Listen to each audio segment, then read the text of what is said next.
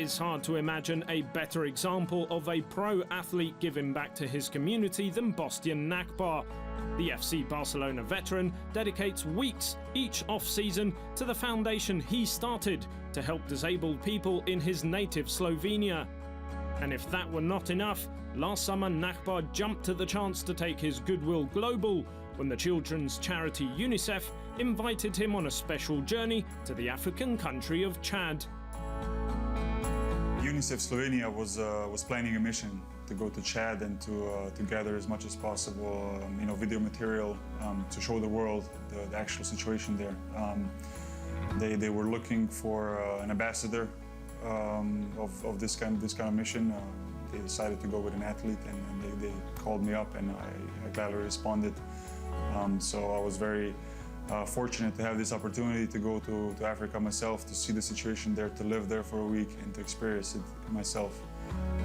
I think it was something that you don't easily forget, but more importantly, it's something that I'll gladly share with other people.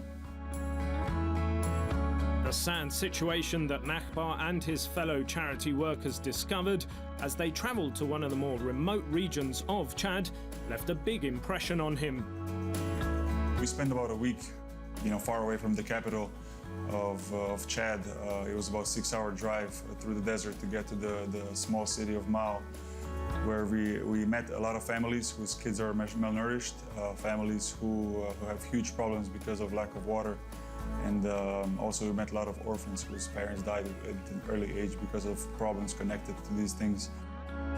It's an area which people don't know much about. I didn't know about such problems in Chad before I went there. So I think that's why it had even more importance to go there and to show the world the problems. There are tens of thousands of kids who are dying because of malnutrition, because of lack of water. The footage gathered by Nachbar and his UNICEF partners is now being broadcast on various media platforms with the intention of raising awareness about the level of humanitarian need in that and other parts of the world. I think the civilization is so advanced now that we shouldn't be talking about these problems anymore, and hopefully with missions such as we had and many others, we're going to be able to raise awareness to where the Western world and other people help countries like Chad. People who are not from Africa need to realize the severity of the problem there, especially the kids who are in a very bad situation that desperately need our help. The people there, and I saw this from my own eyes, the people there are not able to help themselves. They need help from others. They need help from us.